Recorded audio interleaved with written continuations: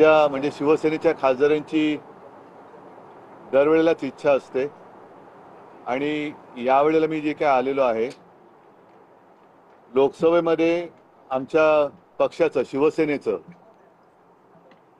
संसदीय पक्षाचं कार्यालय जे आहे त्या कार्यालयाला मी भेट देणार आहे। त्याच्यानंतर आजच संध्याकाळी राहुलजींनी त्यांच्या घरी जेवण ठेवले, त्यांनी स्वतः फोन करून मला आमंत्रण दिलं आणि एकूणच एक दिल्ली तालुका एक दिवस मी असतो, एक दोन दिवस असतो, आपली सुद्धा भेट होते। खासदारांची काल माझी अशीच एक बैठक झाली, तर या सगळ्या गोष्टी असतात म्हणून मी आलेलो आहे। या ब्लॉकची खूप दिवसानंतर महिन्यानंतर खरं तर बैठक होत आहे, या बैठकीत नेमकं काय चर्चेचे विषय आहे? ते आता चर्चा झाल्यानंतर तुम्हाला सांगतो, कारण लोकसभा निवडणुकीनंतर इंडिया आघाडीचे नेते पहिल्या प्रथम भेटतात, त्याच्यामुळे एक मध्ये आमची व्हिडिओ कॉन्फरन्स झाली।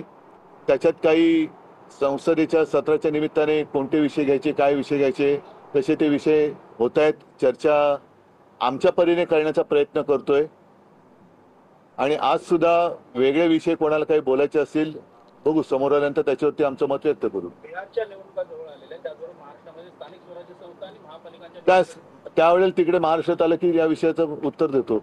उपराष्ट्रपती पदाच्या निवडणुकी संदर्भात चर्चा सुरू आहे।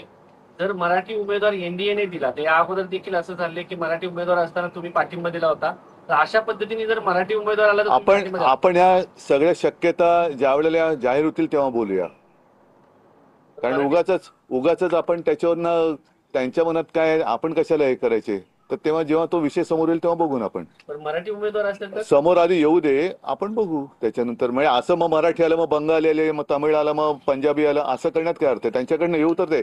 पहिला महत्वाचा विषय की पहिलं उपराष्ट्रपतीनं तडकाफडकी काढलं का आणि उपराष्ट्रपती महोदय आता आहेत कुठे, हा विषय महत्वाचा आहे। त्याच्यामुळे त्याच्यावरती चर्चा झाली पाहिजे आणि 2-3 वर्ष जे उपराष्ट्रपती राहिले ते आहेत कुठे, ह्या मुद्द्यावरती चर्चा झाली पाहिजे। तर गेल्या वेळी तुम्ही त्यांना